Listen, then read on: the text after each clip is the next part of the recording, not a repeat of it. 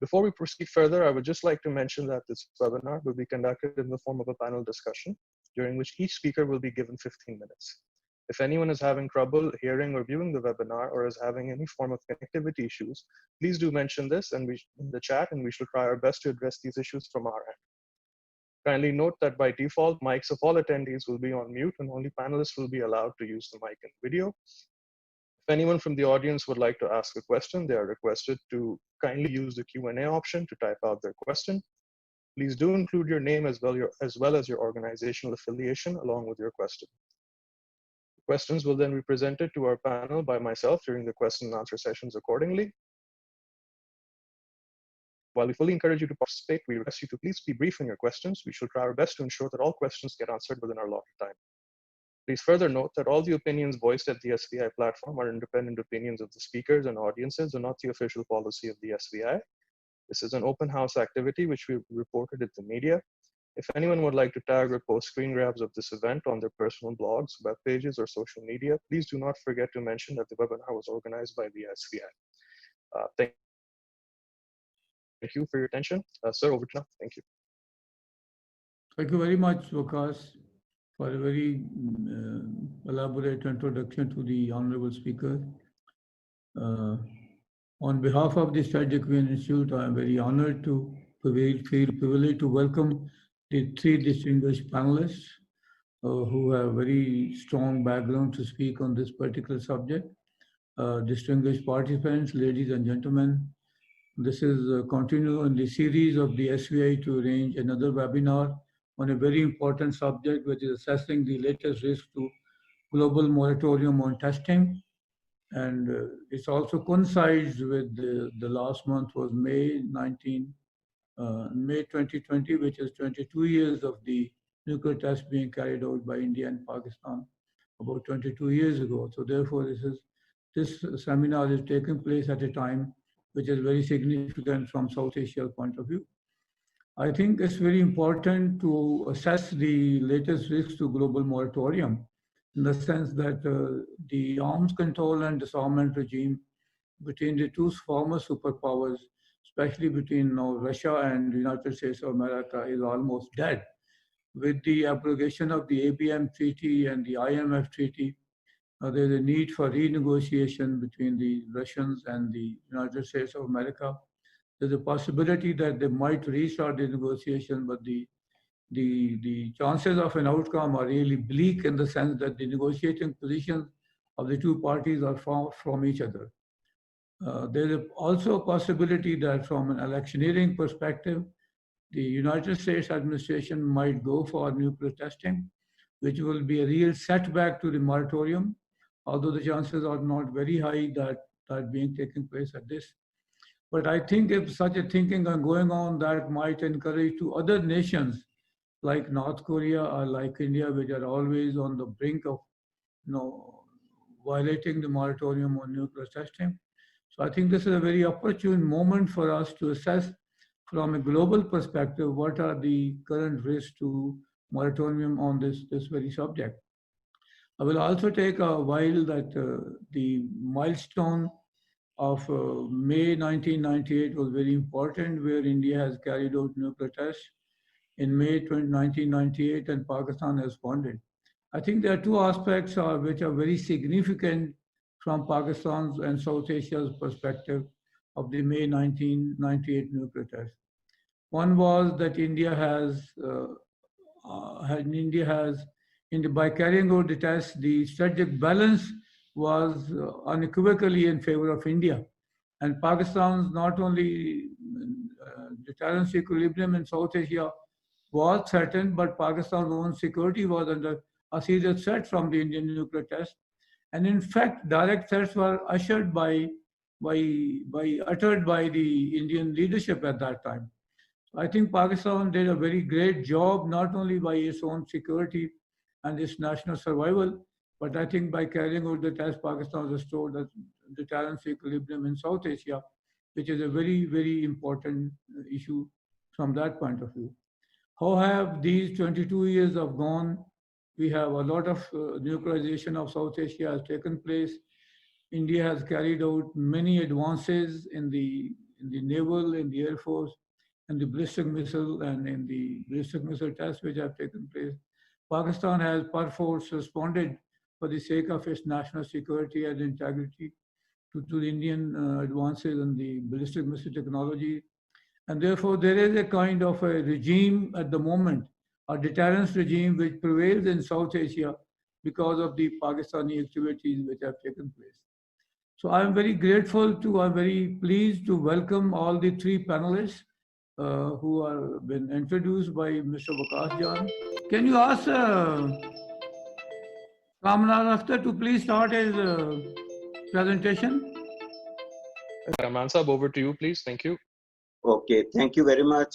Thanks to Dr. Cheema and members of the SVI, and good morning to all the participants and respected panelists as well. I will just briefly make a few points from a political point of view. While the recent chatter out of the US indicates that there might be some interest in resuming nuclear testing, however, there are a lot of question marks regarding the technical possibility of having a testing in a short period. But I won't go into those details or that debate whether it will be possible for them to hold a test before November or not, because I think that is besides the point. The very fact that even some statements indicating that there might be some interest in resuming testing, that in itself has been detrimental for the global non-proliferation regime, because it somehow then gives a signal that it's okay to think about that. So it undermines the norm which is already in its nascent stage against nuclear testing. I would rather prefer not to call it a norm, and I think we need to distinguish between a norm and a moratoriums which are being practiced. Because I personally do not think that there has ever been a very strong norm against testing. If we look at the CTBT just bans tests which have some yield, which have yield above zero yield. So there was never this intention to stop the development of nuclear warheads as long as the country developing those warheads had the means to conduct sub-zero testing or zero yield testing. So basically, the norm against testing was never that strong. What the CTBT did was, like any other element of the global non-proliferation regime, it sought to freeze the advantage of those already possessing technologies for subcritical testing. The US had already conducted 1,000 tests, and therefore they were very sure about the data they had collected. So there was no technical necessity for testing. And hence, I think the CTBT was developed to stop those states which were entering the global nuclear order from perfecting their data.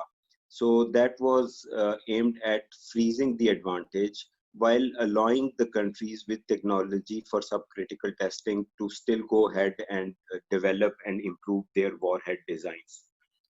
So in that sense, and we saw that when the French, they needed some testing, they went ahead, they conducted tests at Mururoa atolls, and then later on signed the CTBT. So it's just a practical moratorium on nuclear testing, and it has never been a norm. It has never been a strong norm against nuclear testing. It's also evidenced by the fact that in 2008, when India was granted an exemption from NSG guidelines, CTBT was not put as one of the conditions. And there was no mention in the NSG decision against India refraining from nuclear tests in a legally binding manner. Then again, we saw that subsequent bilateral treaties for the supply of uranium to India through the international market, they did not feature CTBT or a legally binding requirement that they will adhere to non-testing forever. So as such, it is a moratorium. It is not a norm on testing, and the moratorium has practical reasons rather than altruistic reasons or any concern for the global non-proliferation regime. Now coming to the latest developments which are undermining the moratorium against testing, I think it's not just one odd event or one odd statement coming out of the US which we should be looking at. We have seen that the NPT has been in a turmoil for quite some time, and there were not much expectations from the NPT review conference in any case. And there are already questions about the global non-proliferation regime and how things are getting things are further deteriorating. We saw the demise of the ABM treaty. We saw the demise of INF. We saw the US pulling out of the Arms Trade Treaty, the Open Skies Treaty. So there are a whole lot of things going on, and there is a whole new range of weapons which are being developed. There are technologies which are being tested, the hypersonic technologies and other technologies. So nobody gives too much importance to the global non-proliferation regime and norms when it comes to their national security. Even in the US NPR, when they pledge their commitment to moratorium on nuclear testing, they very honestly state that US does not feel the technical necessity for testing, and hence they'll maintain a moratorium. They do not say that they will maintain a moratorium in the interest of restraint, in the interest of maintaining the global non-proliferation regime. So it's been very blatant that non-testing is just being observed because there is no requirement for such non-testing. Now coming to these statements, we think that technically there might not be a very pressing requirement for nuclear testing because the US has sufficient data and has technical means to carry out subcritical testing. There are speculations that this might be posturing before the start of negotiations with Russia on renewal of the New START agreement. Plus, they would like to rope in other countries like China and make it a trilateral agreement. But I think that will also have a reverse effect, because if I was a country A and I was looking at country B and I would see that country B is posturing or is contemplating further tests, rather than joining country B and agreeing to restraints on myself, I would try to go ahead and perfect my weapon system so that I'm not left behind in an arms race which is brewing. So we don't think that these statements will achieve any political benefit for the US. And as far as US public opinion is concerned, it's a question mark how much the US public is interested in nuclear testing and how much their voting decisions will be influenced by a nuclear test by the US. So we don't think that there will be some electoral gains which will come to them. It might just be a bluster. But even this superficial statement can be very harmful because it creates a space for countries like India who would like to test and who would like to cite other countries expressing interest in testing, and then saying that, look, there has never been a strong norm against testing and countries have been talking about it. So that is the real danger in South Asia. And we've seen articles from think tanks linked to Indian officialdom like the ORF, which are making a strong case for testing by India. And that only corroborates what Pakistan had all along been saying, that India will get access to nuclear fuel from the international market, build up a strategic reserve, and then go for nuclear testing. So this is precisely what's happening. Some people point out that it might weaken India's case for NSG membership, so that might not happen. But in my view, India has gotten access to nuclear fuel from the international market. They have gotten access to technology. So that is what they were interested in. And the NSG membership issue is just for status reasons. And India might like to forego it, especially when it is already been accorded a status and it is being termed as a net security provider in South Asia. So that status is being bestowed upon them for their for Western countries' own strategic and political interests. And this also speaks of their commitment to any non-proliferation norm or any non-proliferation standards. So we should not be very sanguine about India not testing, because NSG membership might not be that important and consideration for India if it gets what it wants in any case. That brings me to the point that what is the responsibility of the international community? The US, having lost its moral authority in terms of global non-proliferation standards and norms, it will be up to many of the European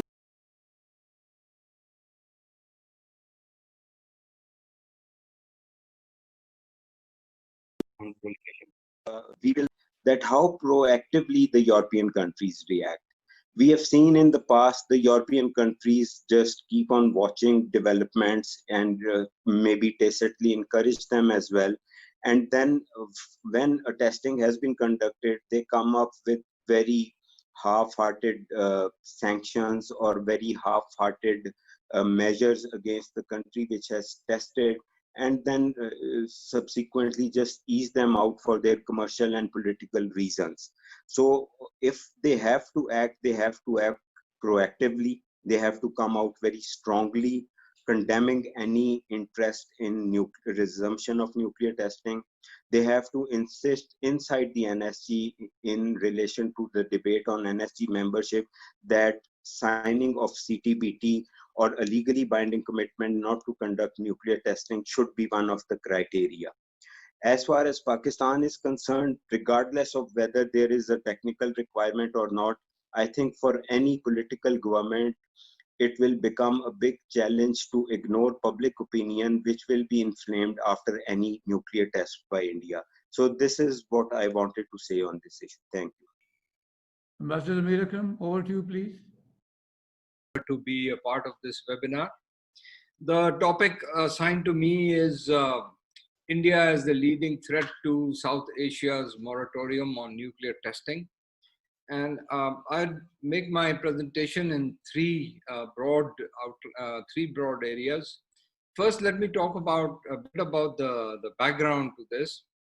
And I think it's important to recall that India almost single-handedly opposed the adoption of the CTBT when it was negotiated in the Conference on Disarmament.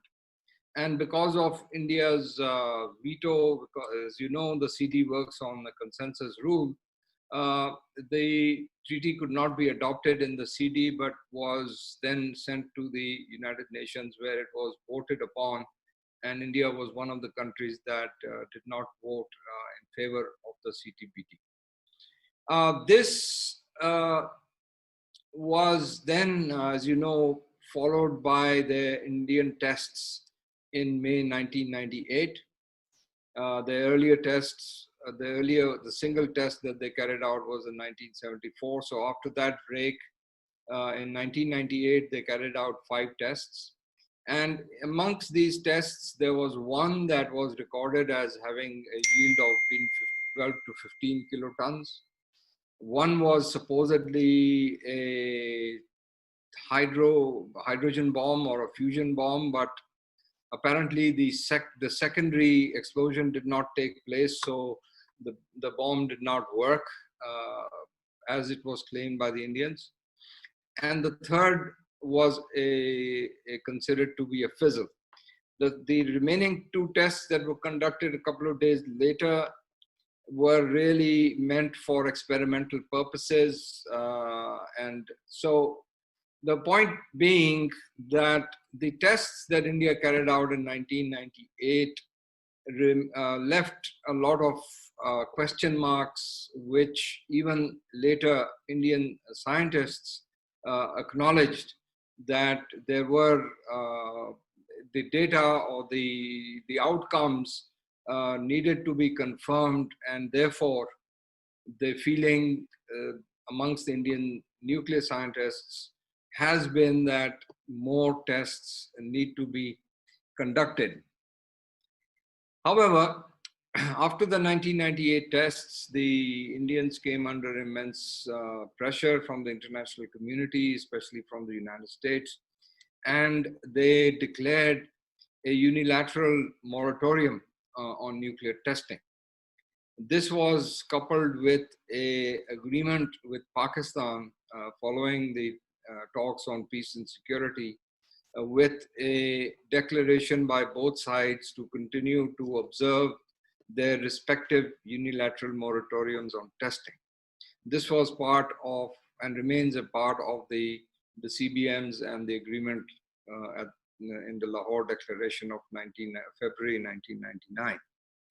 Now, the second part is now something that I mentioned earlier, and that is the need for testing. As I said, Indian scientists have been talking about the need to further test because of the unsatisfactory results of their earlier tests. In particular, the development of their ambition to develop a fusion or hydrogen bomb.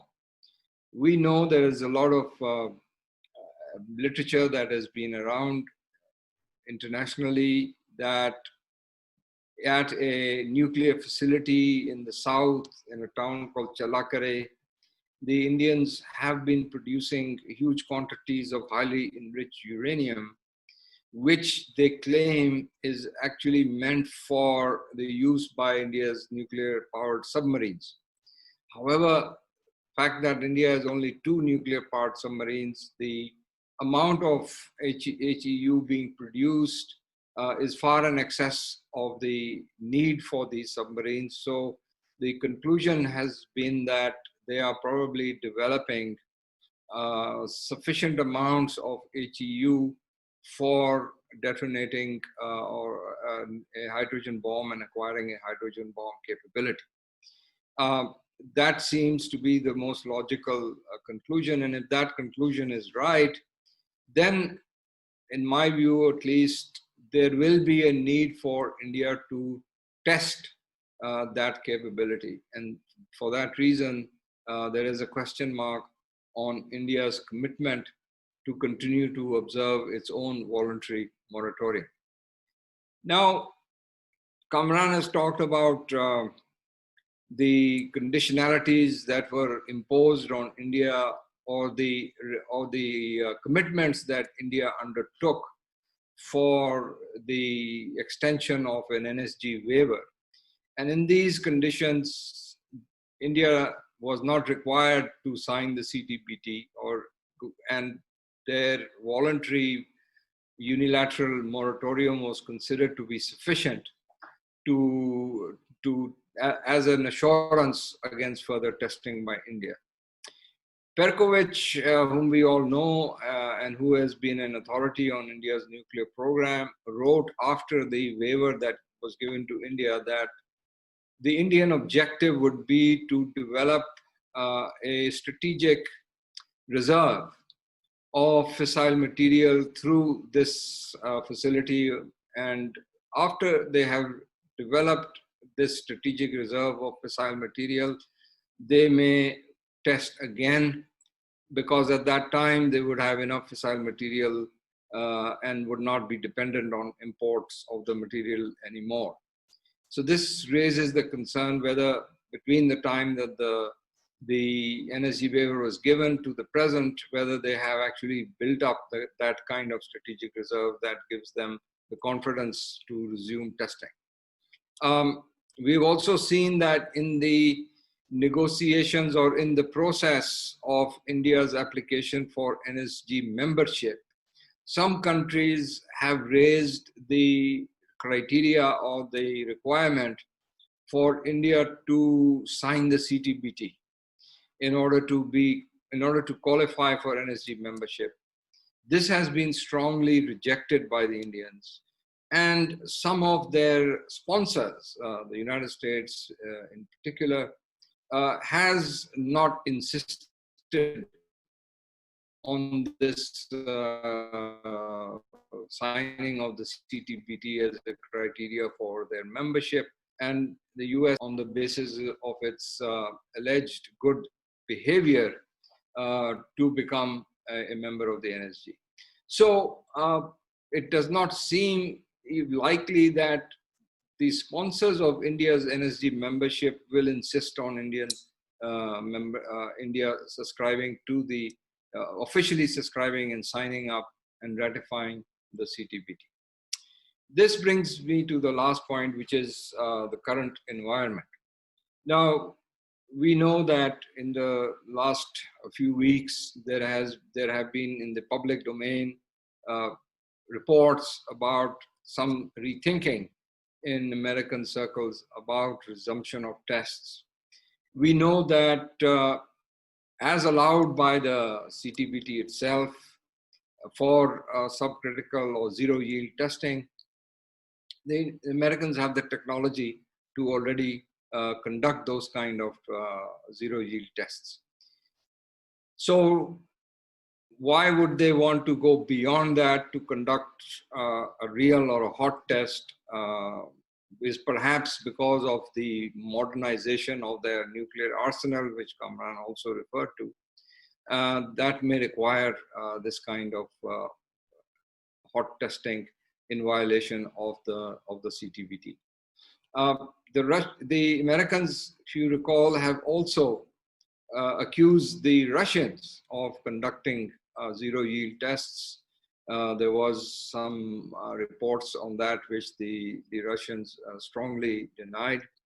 So there is a possibility that maybe perhaps not at the current time, because as we know, it would require some time for the Americans to actually conduct those tests if they are going to conduct underground tests. And we do not see any signs. There have not been any reports of any preparations being made for conducting these tests at the present time. I also don't think that this would, if Mr. Donald Trump is thinking that conducting tests would help his re-election chances, I don't think that this is going to be the case. He may have a totally different perspective. Because in my view is that this issue is not on the agenda of the US elections. There are far too many other complications, domestic, the handling of COVID and President Trump's handling of the latest Black Lives Matter campaign. So these are really the issues on which the election will take place in the US, and the nuclear issue does not seem to me to be on the agenda. And I don't think that the American voters would be swayed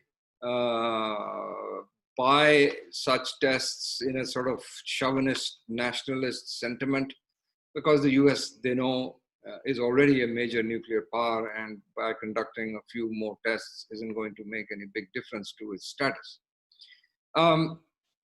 However, if Mr. Trump is elected or re-elected, then perhaps in order to ensure the workability, the potential, the capacity of their arsenal that is being built up, that may require some testing.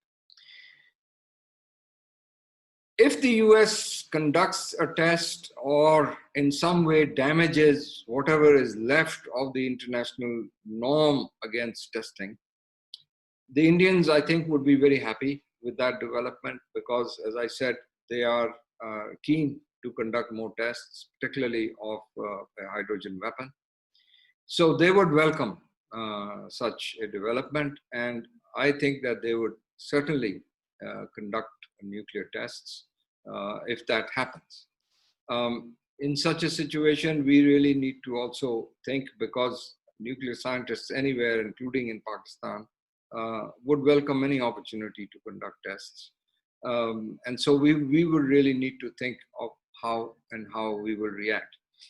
I don't see any long-term significant damage that would be encountered by the Indians. If they do conduct a test, there will be some initial criticism, but particularly if the tests follow tests done by the United States, criticism of India would basically die down in a short order. So I don't think that there will be any kind of international pressure that India would encounter, and nor will it take that into account in order to test, because they would have a precedent that has been provided by the US. So in this environment, I think the situation is quite delicately poised right now, and we need to watch carefully what happens in the US. But at the same time, we also need to keep our eyes and ears open about what the Indians are up to. We need to also we need to also calculate our own response in such a situation, in the case that India tests as well. So I think we need, at the moment, we need to watch and wait and watch carefully how things take place. Thank you. Thank you, Ambassador Zamir Akram, for a very enlightened and a very detailed perspective on India as a threat to moratorium on nuclear testing. I now request Air Commodore retired Khalid Iqbal to kindly make the presentation. He's going to speak on nuclear testing and strategic stability in South Asia. So it's over to you, Khalid Iqbal. We have worldwide rise of far-right thought to the political power. It's clearly visible in 5 of the continents. And we have leaders like Donald Trump, Narendra Modi, and so many in the Europe, Asia, and other continents as well, as you can see it in clearly see it in 5 continents. Then is the pandemic, COVID-19, which is also impacting the thinking in international, at international level about various strategic things.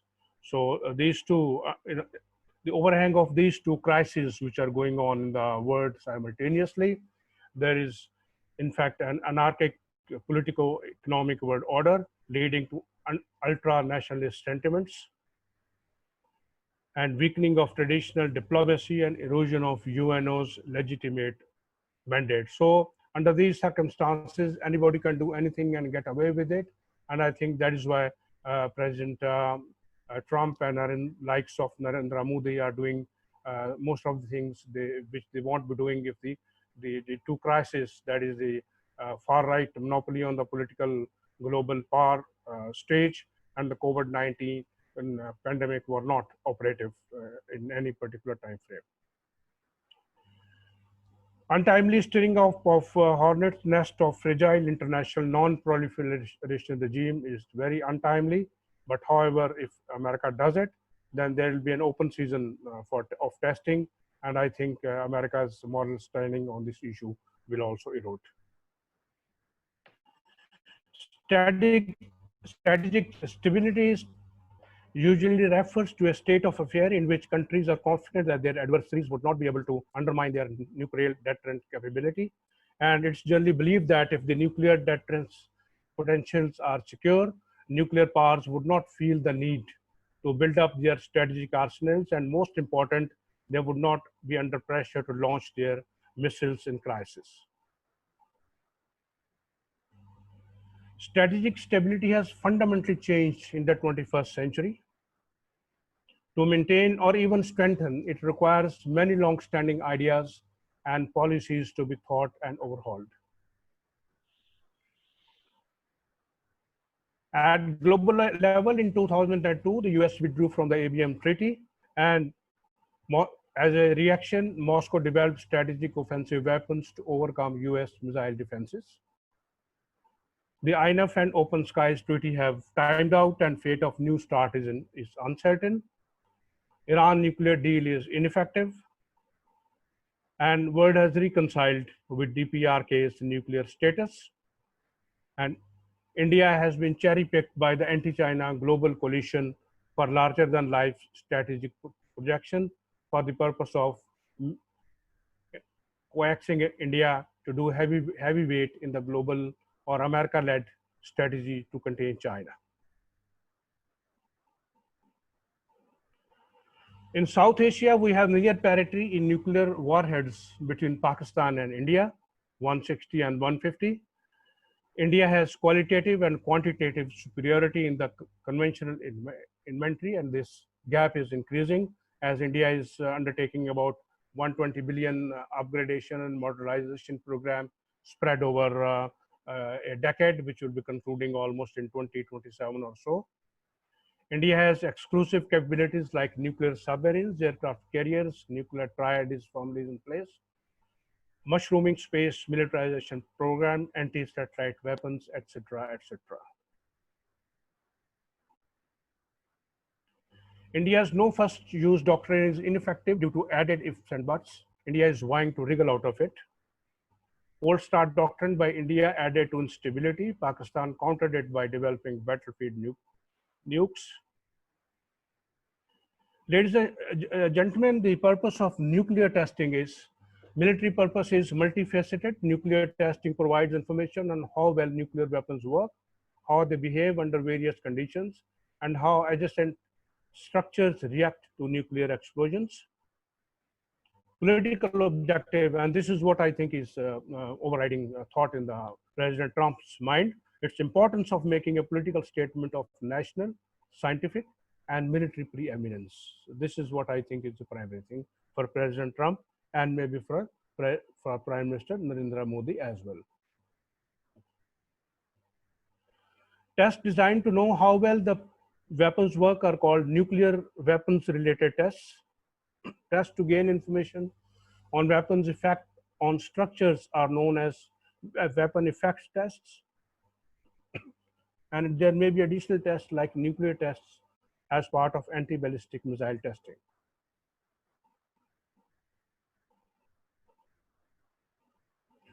Nuclear weapon related testing which purposely result in no yield are known as subcritical testing, referring to the absence of a critical mass of fissile material. Such tests are not considered nuclear tests by CTBTO. Restraint of testing are that CTBT sets a zero yield obligation. Tests aren't supposed to test even with the slightest yields.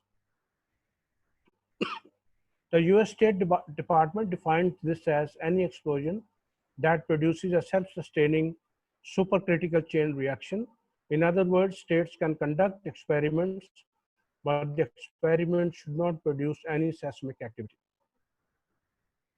Both India and Pakistan, along with DPRK, are not signatory to CTBT. The US, China, DPRK, Israel, and Iran have not yet ratified CTBT. And the CTBT is not operational in the legal terms. Testing by the US will open the way for testing of other countries, especially those which have not ratified CTBT, impacting America's ostensible stance on nuclear non-proliferation. It would open a testing season against CTBT regime. Critics of arms control have begun to call on Donald Trump to unsign CTBT. The treaty has been signed and ratified by 168 states, but it will not come into the force until the mandatory countries which are supposed to sign and ratified like US, China, Iran, Israel, and Egypt have ratified it. And it is signed and ratified by India, Pakistan, and North Korea. These three countries have neither signed nor ratified. Options after a nuclear test. First, India may test. Second, India may not test. In case India does not test, Pakistan should not test unless testing would give significant boost to its nuclear program that cannot be achieved without testing. If India tests and Pakistan chooses not to test, public morale will suffer a severe setback. India's provisional NSC waiver, this is a restraint of India, shall most likely be withdrawn because amongst a lot of understandings and firm understandings which India has given to NSG while seeking the provisional waiver has been made part of the document as a reference to those. These were included in the part of the speech made by Pranab Mukherjee, who was at that time foreign minister, and all those things which India showcased that it is following non-proliferation regime were made part of that thing indirectly, and therefore every year India's performance is checked by the NSC plenary session, and it is annotated in the joint statement at the end of it. India's and Pakistan's bid for NSC membership would suffer a setback, at least for the time being. Both countries' non-proliferation image would be further tarnished, that is India and Pakistan. There will be significant impact if India tests some new capability and tests are a success. That I'm talking about impact on South Asia's stability. If Pakistan chooses to test in response to Indian tests, then technical and operational capability of these tests should be at least at par with India. Pakistan may choose not to respond to Indian tests, but then it must have a strong narrative to support it and also have domestic and international buyers to such narrative, which is not an easy proposition.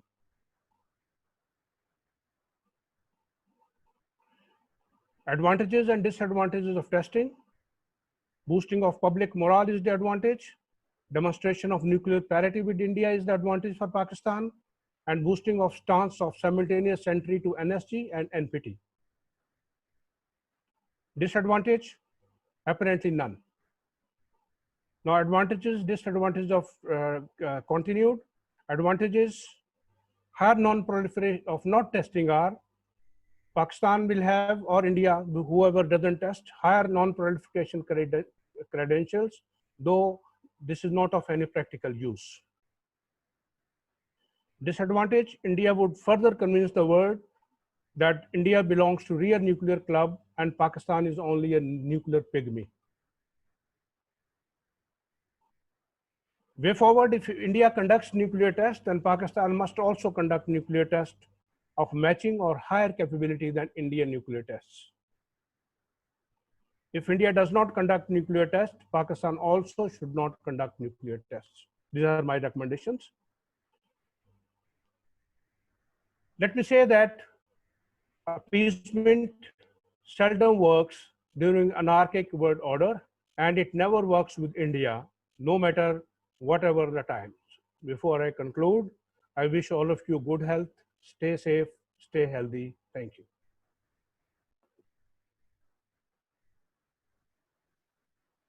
Comprehensive presentation on nuclear testing and strategic stability in South Asia. I will now hand over to Waqas Jan to carry out a question answer session. Waqas Jan, is over to you. We have a few questions.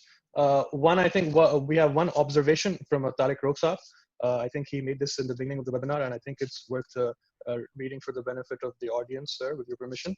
Tariq Roksaf from Vienna says that there's not sufficient time to carry out an underground test at the NTS. While shafts are available, it will require several months to install the cabling in order to gather various data parameters for a technically viable test. If the objective is just to shake the ground, then a detonation possibly could be carried out by November. An atmospheric test could be possibly done by November, but Congress could try to put a brake by denying funding, but this is not certain. US military chiefs at present do not support a test. The SPSS program has repeatedly certified that the stockpile is safe and secure under the moratorium. But some DOE scientists are eager to carry out a round of tests to check on the reliability of aging plutonium pits, as these are now of a higher age than before. The concern is about flaking and forms of erosion on the inside of the pits that can result in failure of multi-point simultaneously ignition upon firing signal. So we can take Tariq Rokhsar with his permission on the panel after we are done with the other questions as well. I'd just like to read them out. You're welcome.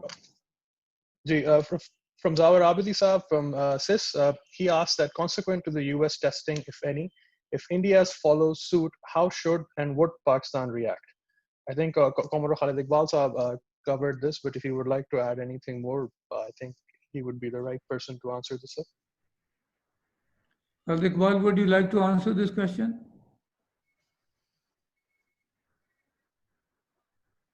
Am I audible? Yeah. Ji, sir. I think I've already given my recommendations. I think the advantages grossly overweigh the disadvantages of testing if in case India tests. And I think if India tests, Pakistan must carry out matching tests, and if possible with higher capability and with higher operational, which demonstrate that Pakistan has higher operational capabilities available to it with respect to nuclear weapons program. Thank you. The next question we have from Lieutenant General named Lodi Saab. He asked, what is zero testing and what could be the purpose of such tests? Sir, if you can please sign the panelists. Zamir Akram, would you like to say something to that? Can you hear me, Ambassador Zamir Akram? Yeah, I can hear you. Yeah, please, can you elaborate on this issue? I think zero testing means that there is no release of nuclear fission. There is no, in other words, there is no highly enriched fissile material such as uranium or plutonium that can carry out a blast and create radioactivity. That substance, whether plutonium or uranium, highly enriched uranium, is not in the test. It simply is a means of testing the mechanism for its, whether it is able to explode, whether it is able to create the detonation. But there is a zero yield of fissile radioactivity. So it's not a bomb in that sense. I think that is as technically. Also, I'm not a nuclear scientist. I cannot give a more technical answer, but that's the basic purpose. Yeah, I think that's the basic purpose. Yeah. Over to you, Vikas. Control. This question asked by Hanana Zarar, who's also a researcher at the SVI. She asked, with respect to the trilateral arms control proposition by US that includes China in any future arms control accords, would it be a prospective or would it pose new challenges to the global moratorium on nuclear testing? I think she's asking, how would the inclusion of China affect any trilateral arms control proposition by the US? Khalid, would you like to answer this question? Okay. I'll take up this question, and I think President Trump's desire to have China included in and have a trilateral kind of an arrangement, it's only a political statement. I don't think China is going to agree, although there have been initial indication that China may agree. But there is a basic reason for that. There is a lot of huge difference between the weapons stockpile of the United States and Russia vis-a-vis China. China has only 298 warheads, whereas others have about 1,500, and China has none of them deployed, whereas Russia and United States have half of them, or maybe slightly more than that, strategic warheads actively deployed. And with INF already gone, most of the arsenal of Chinese falls within the category of INF. And I think it doesn't suit China at this stage to join any kind of an arrangement.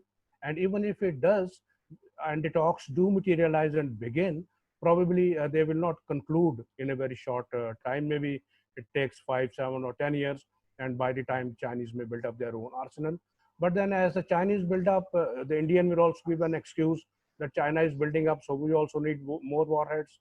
And if India does, then Pakistan will also say so, and a chain reaction will develop. So I think it will be interesting to watch. But I think for the time being, I don't see any concluding sessions or concluding ceremony or an agreement on trilateral issues. Thank you. Asked a question to Ambassador Zamir Akram. Ambassador Yes, Zamir sir. Akram, can you hear me? Yes, I can hear you. What are the chances India going for a nuclear testing in the near future or in the midterm future, even if there is no independent violation of the moratorium by the United States, Russia, or any other country? How does assess India's prospects of conducting a nuclear test without the moratorium being threatened by any other country? I don't think that there are two conditions. One, if the Americans do not test, then I don't think the Indians will risk conducting their own tests. Number one. The other situation could be whether they have been able to build up what I refer to as a strategic reserve of fissile material through the NSG waiver, which gives them confidence that they no longer need this kind of international commerce in nuclear materials. At that point, they could consider conducting a test. They would like to very much conduct a test, particularly of a hydrogen bomb, because as I mentioned, the last time they tried to do so or claimed to do so, it didn't work. So they have it, the incentive is certainly there, but the counter pressure at the moment on them not to test is also quite considerable. So I don't think, as I said, unless they get an excuse by the Americans conducting and destroying the whatever remains of the non-proliferation regime and the non-testing regime, or the Indians build up a strategic reserve which gives them the confidence that they can conduct a test and get away with it. So until that happens, I don't see them testing. Right. Do you think that if Indians carried out a nuclear test without any other country doing that, so would their NSG waiver would be revoked or it will remain as such? What is your opinion on that? There would be a very strong move to revoke or withdraw the NSG waiver. I think that there will be a very strong move. Even if there is no international effort to do so, I think some countries which are involved in nuclear trade with India may unilaterally cancel those. But there will be a lot of pressure not to, there will be a lot of pressure to withdraw that waiver that is there now. If India tests unilaterally, other things remaining equal. Right. Okay. Thank you very much. Commodore Khalid Iqbal, can I ask you a question? What do you think would be the policy of the government of Pakistan if India carries out a nuclear test, especially with reference to the current regime in Pakistan? Will it have the double mandate list like Nawaz government has it, or will they straightway go for nuclear testing? Can you hear me?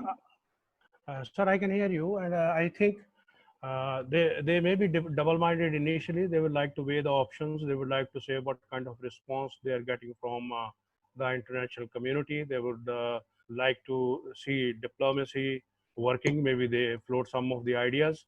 But I think ultimately there will be a lot of public pressure like it was in 1998. And probably they will have to, even if the government doesn't want, it will go for the explosion. I think taking our Prime Minister and his temperament and his dislike for Narendra Modi, I think if India explodes, does 2 tests, I think he will order 4 tests. Okay, thank you very much. Thank you very much. Vikas Jan, are you back? Are there any speakers on the question answer debate, or should we say thank you very much to all the speakers? Sir, we have a lot of questions coming in. We have Go a ahead. few from. Go ahead. I think you handle the question answer session. Okay, sir. We have one from Madam Ghazala Jalil. She's a senior researcher at the ISSI. She asks, can other panelists comment on what is the possible way forward for Pakistan in case India does? If it is Is safe there to any do that, is there any significant technological advantage to testing by Pakistan? Also, is it wise to test just because India is testing? so who's going to answer this question? I think she's I posed can to Zamir say, Akram Saab. Ji. Okay. look, I think the answer is that look at it from not just from a strategic or political perspective, where there will be a lot of pressure on a Pakistani government to match the Indian tests. So quite apart from that factor, the reality is that for nuclear scientists, testing is essential to provide valuable data about the bomb design and all the other kind of technical factors about the yield and all that. So from the perspective of nuclear scientists, yes, there is always a desire to conduct tests in every country. That's one. The second, we also need, as any other nuclear power, we also need to be sure of the reliability of our bomb designs. We conducted 6 tests. These were not enough, obviously, to give us satisfaction on the designs, particularly since 1998 to the present time. The bomb designs, the weight, the amount of fissile material involved, whether it is a low yield nuclear weapon, whether it is a tactical, whether it is a larger nuclear weapon, all these are factors that need to be tested for reliability by the nuclear scientists. So there is always a desire to test. Thank you. Thank you very much, Vikas. Sir, we have a couple of detailed comments from AVM Faiz Amir Saab and Tariq Rauf Saab. Please, I suggest please I'm in the process. I'm in the process of contacting them, sir. If they can join us on the panel, I think it would be easier for them to come and discuss and offer their views. In the meantime, we have a question from Malik Qasim Mustafa Saab. This is addressed to Kamran Saab. I think anyone in the panel can answer this. Although the moratorium on nuclear testing is a voluntary commitment in nature, but over the year it has become a norm. If the US conducts a nuclear test in the future, how is it going to impact the credibility of such moratoriums by other nuclear states? Ambassador Zamir Akram can also respond. Well, I think that if the US or any nuclear power conducts a nuclear test, this norm, whatever is left, would disappear. And as we have been discussing, there is a desire for several countries, particularly India, for reasons that I have explained, to continue to conduct additional tests. So I think the norm will be very severely damaged if something of this sort happens.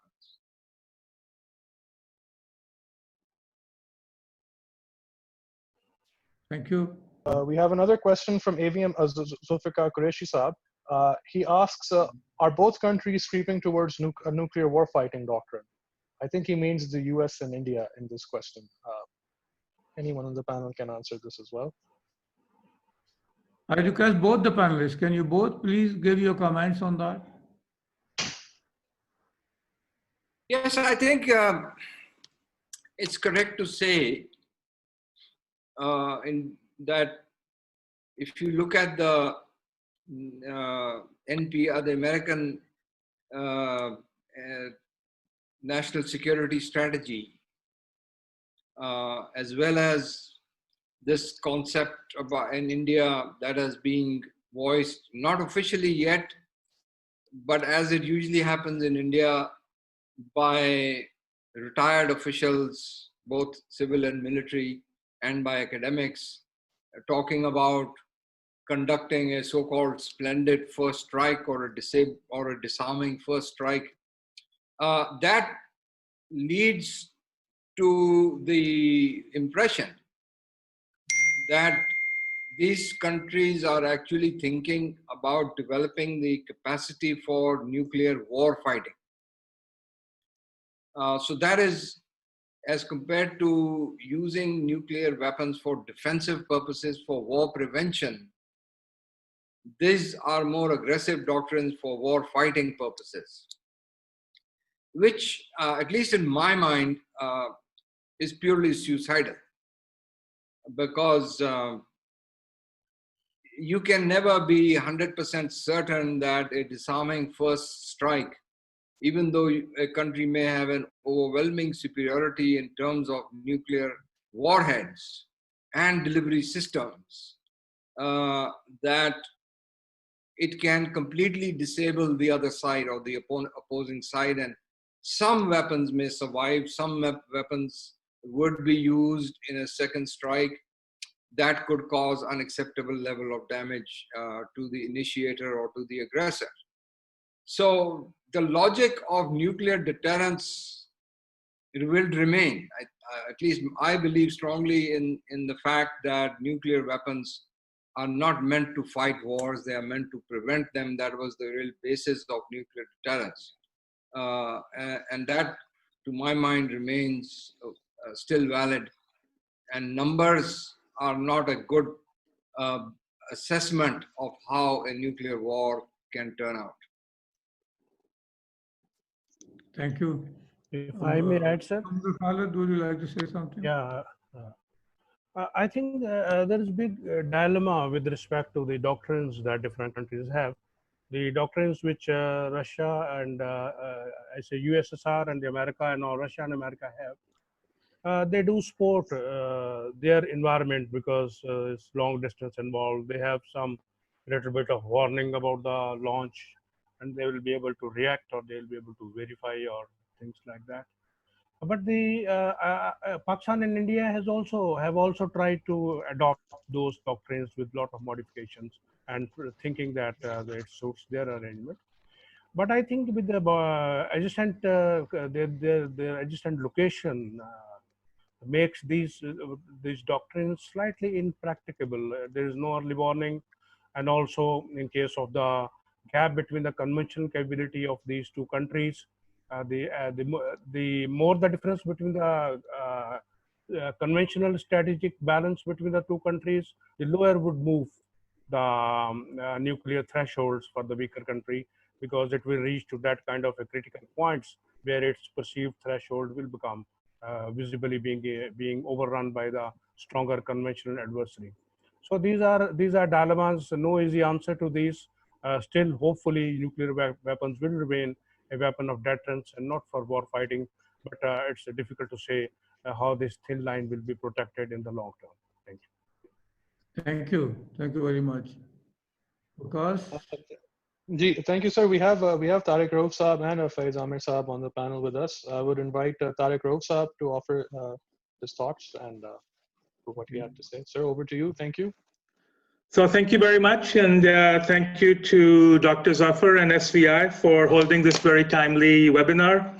I'm pleased to see Ambassador Zamir Akram and also previously Kamran on the panel. I pretty much agree with what everything has been said thus far. I wanted to come back on this issue of India and the CTBT, and also the seriousness of the supporters of the CTBT in actually promoting this treaty and in preserving the so-called moratorium or norm on nuclear testing. I was among the very first people in 2008 when the NSG exception was agreed for India, and at the IAEA, the safeguards agreement and the additional protocol for India were approved by the board. And I raised the point that why has not the CTBT been made a requirement for India to A, get the waiver, and B, if it were to seek admission into the group, because this would be, in a sense, a membership fee for joining the club, because everyone else in the NSG has at least signed the CTBT if they have not already ratified it. And then one can again see the lack of support for the CTBT despite these high-level statements in the CTBT entry into force conferences every other year in New York, and the first committee resolutions, when no mention has been made of North Korea joining the CTBT as part of the denuclearization agreement for the Korean Peninsula.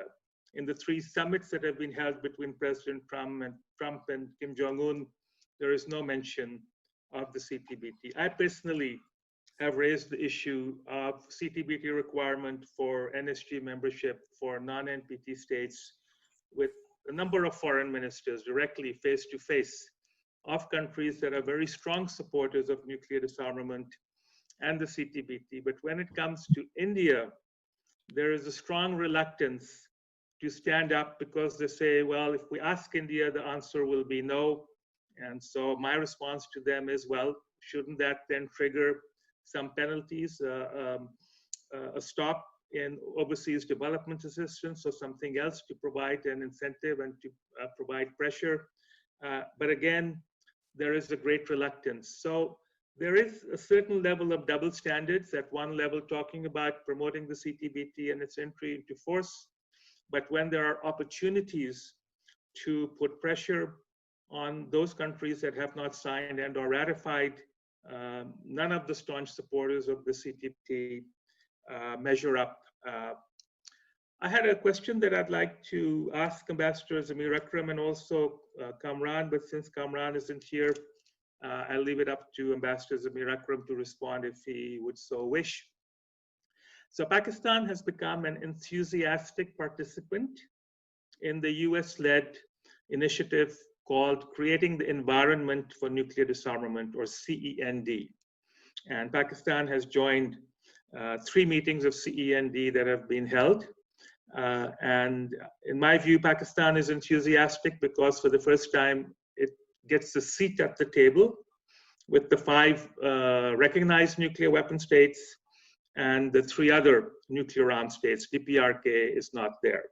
So my question to Ambassador Zamir Akram is whether in your, whether you know whether Pakistan has raised this matter of the CTBT in India and the NSG in the context of the CEND, and also whether Pakistan has raised this issue of nuclear cooperation and exports of nuclear material to India, which indirectly go to help its nuclear weapons capability. And then related to that is also India's investment in nuclear submarines, which is a clear case of nuclear submarine proliferation. And again, there seems to be silence internationally on this particular development. Thank you. Yeah, good to see you, Tarek. I hope you're well. Yeah, but in the question of our participation in this US initiative, I have been supportive of this participation, and my argument has been that, at least in one respect, there is a meeting of minds, or that we have a similar viewpoint with the Americans, and that is that any progress towards arms control, disarmament, must take into account the security perspectives of the various countries. And you know that we have been, since the first special session on disarmament, when we insisted on inserting this idea of equal and undiminished security for all, this has been a part of our non-proliferation or arms control policy. And repeatedly in the CD, we have raised this issue as well, about taking into account the security considerations of states when we discuss various proposals or treaties or negotiations. And as you recall, I'm sure that has been one of our key arguments also in the position that we have taken on the FMCT negotiations, that without including stocks, Pakistan's security concerns would not be addressed. So that is one of the fundamental reasons why we think that this kind of approach is the right one, and that's one of the key reasons why we have participated. The other reason is, as you yourself recognize, is that we are at the table, and it is important to be in this format or forum, because if we were not there, our voice would not be heard, and our point of view would not be heard, and would not be taken into account. As for the issues that you mentioned, yes, in the broader context of our presentations on the issue, we have made all these points. The inequality, the discriminatory approach, the build-up in our neighborhood, the strategic partnership between the US and India, which is destabilizing security in South Asia. All these points are part of our brief, and we do raise these issues when in these talks. Thank you. Thank you. Thank you. Waqas? Sir, we also have Faiz Amir Saab, if he would be so kind to add to our discussion. Sir, over to you. Thank you, Waqas. Thank you, Dr. Zafar Iqbal Cheema and SVI, and thank you all the panelists. Welcome to the webinar. Thank you, such a wonderful webinar. I would like to draw the attention of the panelists and including Tariq Rauf Saab to an important aspect, and that is towards the cyber warfare. The increasing reliance and the expertise in artificial intelligence and cyber warfare has a very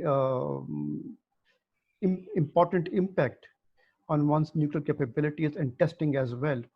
Now, what we see is that with these weapons of mass disruption, definitely command, control, and communication setups of nuclear states and all other states are under threat.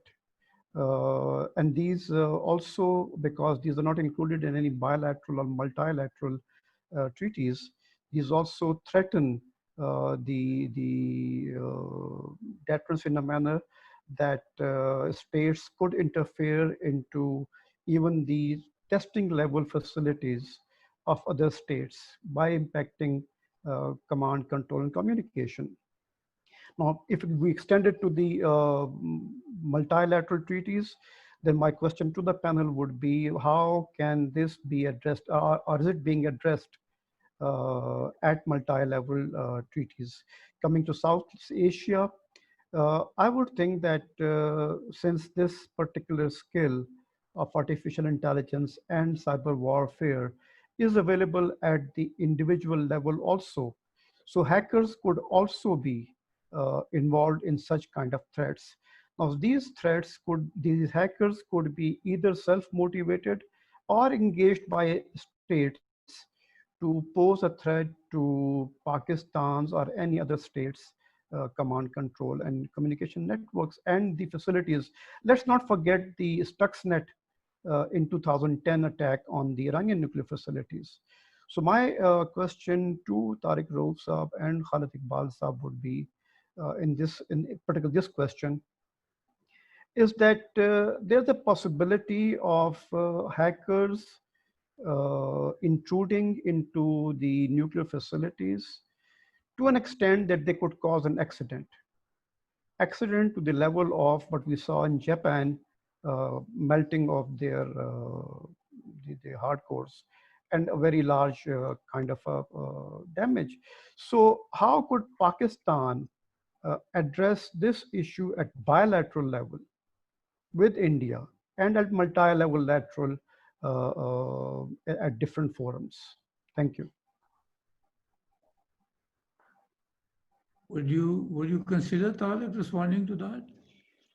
Yes. So I think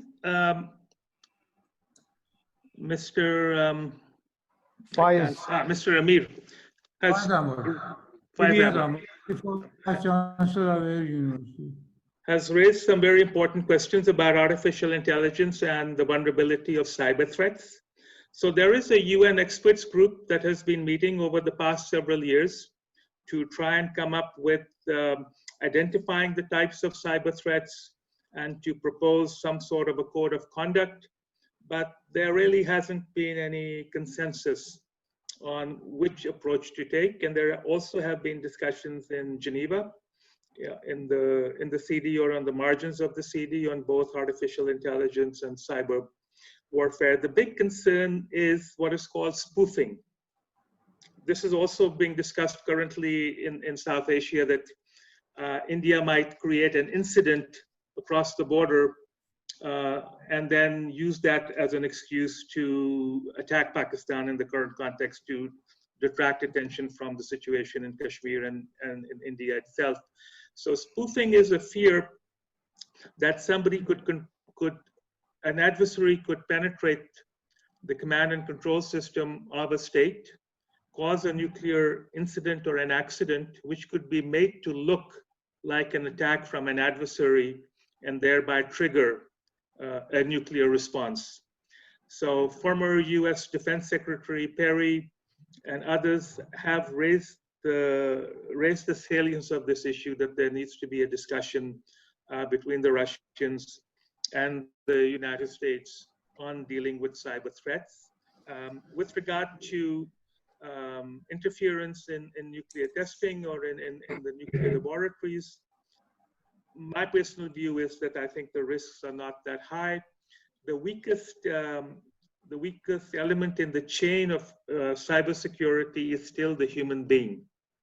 We can come up with very good technical solutions, but usually it ends up being some failure of an operating procedure that a human being introduces that creates the vulnerabilities, and even systems that are air-gapped, that are not connected directly to the internet, can be penetrated. And you mentioned Stuxnet and Olympic Games and other cyber attacks that were unleashed on the Iranian centrifuge program. Some were done through these indirect means, where somebody would bring in a USB stick, or their cell phone would have been penetrated, and they bring the cell phone into a restricted area, and the virus or malware jumps from the cell phone into the computer systems. So these are new threats that we need to be aware of.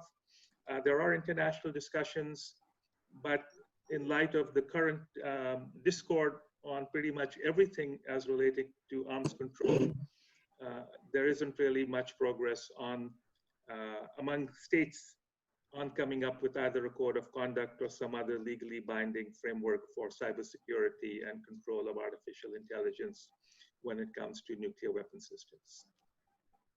Thank you, Tarak. Commodore Khalid, would you like to make some comment? Yes, sir, I would do that. I think cybersecurity, cyber issues are real issues, and these have not been hardly addressed at multilateral and global level. I think the United States' concern should not be only to settle these things with the Russians or say Chinese. Per se, they must be looking for a multilateral international arrangement with all the nuclear powers, at least 9 of the countries which are capable of making the weapons and also using them as a deterrent, or otherwise if they need be. But I think that it is time that the countries like us should take up a case with the United Nations. It has an international telecommunication union or unit, they call it, which is dealing with multilateral issues on the cyber security. And we must seek their help to rope in the international multilateral effort in that regard. As far as the bilateral level is concerned, I think right now there is no environment at all between India and Pakistan to reach on consensus on any good thing. And this is one of the significant things at a strategic level. I don't think so. But if the environment improves in 5 to 10 years' time, yes, we could engage them bilaterally, provided there is that kind of a trust level between the two countries that whatever is reached upon will be strictly followed. And it shouldn't happen that you have an agreement and after that, whenever you want to walk away from that, you can walk away. The problem with the United States is that it only gets serious about these things once they happen to threaten its own security. as long as Americans feel that their security is okay and the cyber capability of the rest of the world cannot penetrate it or cannot endanger it. So that is the time the Americans aren't pushed about what all is going on, what may happen between India and Pakistan or other two nuclear states. But the moment it starts hitting Americans, then they become serious. So as far as roping in Americans is concerned, I think one has to wait till the time they seriously feel threatened that Russians can do it or Chinese can do this thing to them. And they may not be far away, because both those countries are making quite concerted effort in this regard. And also, I think the aspect of fake news and deepfake could come in at advanced stages and could create this kind of a situation where confusion could be taken. As far as spoofing thing is concerned, I think it would have limited use for India to do that kind of a thing, to do a false flag operation and resulting into a nuclear response, because India doesn't have a first strike capability against Pakistan. And if India does that, I think the response would immediately come from whatever is left over on Pakistani side after the first strike. Thanks. Thank you. Thank you very much. Thank you very much. Vikas, do you have any? Sir, we have two more questions I feel which are related and worth addressing. One we have from General Said Mohammad Owais. He asked that can big data in conjunction with deep learning applications and quantum computing result in having results prior to hot tests, which may then offer grounds for validating results through hot tests? I think he's asking about the zero yield testing and whether we can, about the simulated aspect of it. So who is going to answer this question? Ambassador Zamir Akram or Khalid Iqbal? I think even Tariq Rauf Saab would be offer something. Is Tariq on the line? Can we request Tariq Rauf to kindly address this question? Yes, so the US's Science-Based Stockpile Stewardship Program, or SPSS, is now already about 25 years or so old. It was started after the US Congress cut off money for President Bush Sr. in 1992 to carry out tests after President Gorbachev had declared a moratorium on Soviet testing in October of 1990. So in the Science-Based Stockpile Stewardship Program, it relies very heavily on quantum computing, supercomputers, big data, to simulate the behavior, particularly of nuclear material in a warhead. The non-nuclear part of a weapon, the fusing and so on, can be tested and replaced with more modern materials, which are smaller in size, miniaturized, have greater reliability, or even cheaper. But it's really the behavior of the nuclear material in the pit that is of concern. And so while that can be simulated to a great extent, in my discussions with some of the nuclear scientists who previously worked on weapon programs, they believe that still the ultimate confidence would come from taking at random a warhead off operational status and taking it and detonating it. But for the time being, the Science-Based Stockpile Stewardship Program is the one that is working, and this is what opponents to the CTBT in the US are beginning to attack, that SPSS is not sufficient. And given the progress made in developing new types of delivery systems and weapons by Russia and China, the US needs to rethink its position on the Science-Based Stockpile Stewardship Program. Finally, on the cyber, let me just come back. The US has stated officially, and this is what they have said, that China, quote, has stolen the design information on all 5 types of operational US nuclear warheads. They have stolen the design information of the F-35 and 5th generation fighter aircraft, and that they understand that they are already vulnerable to quote unquote Chinese theft, which is one of the reasons why the US is so opposed to Huawei bringing in 5G in the US and in their allied countries. So the US already realizes that their cyber systems have been penetrated. Even North Korea penetrated Sony films Iran has penetrated their power grid. They have also penetrated their banking system. We don't know what the US has done in response to Iran. And also the US claims to have punished Russia for their quote unquote interference in the 2016 election in the US. So already we have a cyber war that is taking place behind the scenes, so to speak. It's not really talked about very much. And Air Marshal Khalid Iqbal was very correct in saying that the US would only take this seriously when they feel that they are seriously vulnerable. At the moment, the US thinks that they have the upper hand and they can defend or defeat cyber attacks from their adversaries. But in the cyber field, the difference, the power differential is not the same as it is in terms of nuclear weapons. So I think it's only a matter of time before somebody is going to create an incident that would have severe consequences. Thank you very much. I would respond to the original question about the testing simulated versus the actual. I fully agree with what Mr. Tariq Rauf has said. I would like to add that the collection of data by simulator is kept to the scientists or the people and not with a lot of fanfare, etc. And what you do during testing is known to the whole world, whether it succeeds or it doesn't succeed. Therefore, besides giving the required data on the nuclear capability and the tests, which is technical in nature, the testing itself provides the political aspect of the political reason and political way of demonstrating to the world that we have this particular capability. Thank you. Thank you very much. I think, Vikas, we like to conclude now. Do you have more questions? Sir, I think we, for one last question, I think it would be apt to wrap up our discussion as well. It's okay, from Adil Sultan Saab. He poses this question to Ambassador Zamir Akram and Tariq Rauf Saab.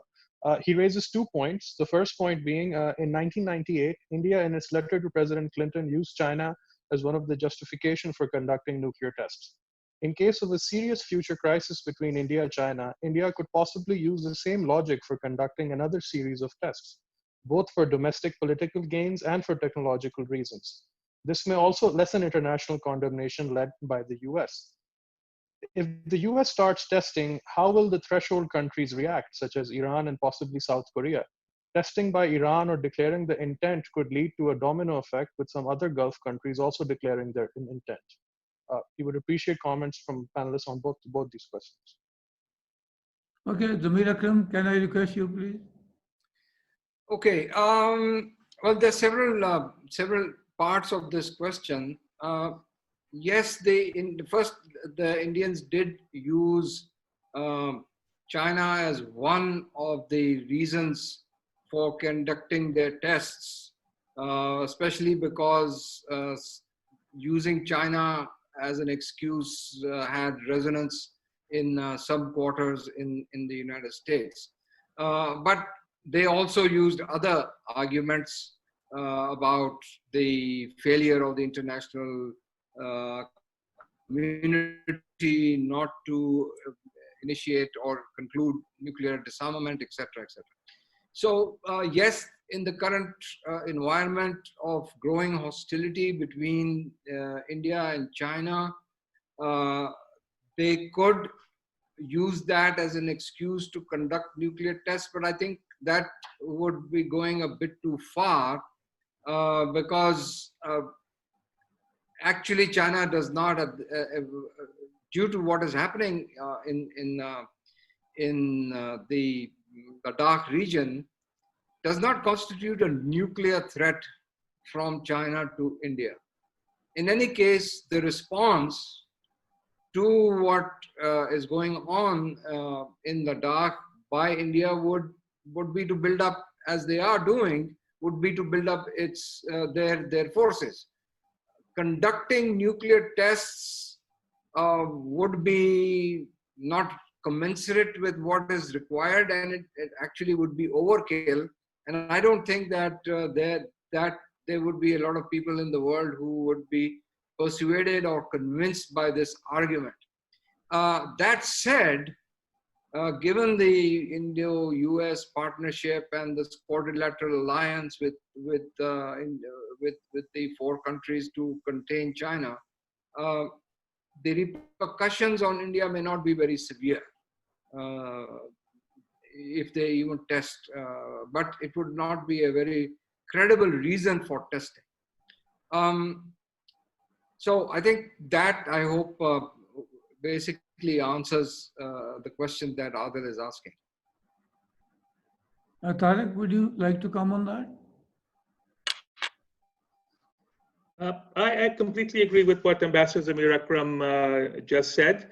The second part of the question was whether countries like Iran or South Korea might then be motivated to test. That's hard to say. Iran would lose whatever little support it has if it breaks out of the Joint Comprehensive Plan of Action or leaves the Non-Proliferation Treaty to carry out a test. It still would need at least a couple of years to come up with a workable device. It doesn't have sufficient nuclear material to carry out a series of tests. Carrying out just one test would not be very beneficial to its strategic interests. South Korea, I think, at the moment is unlikely to break out of the NPT because they do not want to encourage North Korea to carry out even more tests and to have an attitude towards South Korea that, in their view, might be even more belligerent. Thank you. Thank you very much. Vikas, I think we should now conclude. Yes, sir. I would just like to add that we got word from Kamran Akhtar Saab, who wanted to convey his apologies to the audience and the panel. He got called away by the Foreign Secretary on an urgent meeting, which is why he had to rush out of our webinar, and he just wanted to pass on his apologies to everyone. Okay. I think with that, our questions are finished. If you would like to offer any closing remarks. Thanks to the panel, but before I thank to the panelists, I would like to conclude that as per the opinion of the distinguished panelists at the moment, there is no threat to the global moratorium on nuclear testing. The possibility of any country are extremely remote. So the question of United States, Russia, China, either of them going is very remote, and therefore there's no possibility of India testing nuclear weapons in this particular time. So I think that confirms the opinion of the discussion, confirms the opinion of the distinguished panels as well. I'm personally grateful to Ambassador Zamir Akram. I'm personally also grateful to Tariq Rao for joining. I'm personally grateful to Air Commodore Khalid Iqbal. I'm grateful to AVM Zamir for joining us and enriching the debate on this particular section. I think we have gone over 2 hours also. So I'm also grateful to Vikas John for conducting this webinar. I'm grateful to all the team of the Strategic Institute who behind the scene are supporting the conduct of this webinar. So thank you very much, all of you. We are personally very grateful to all of you individually.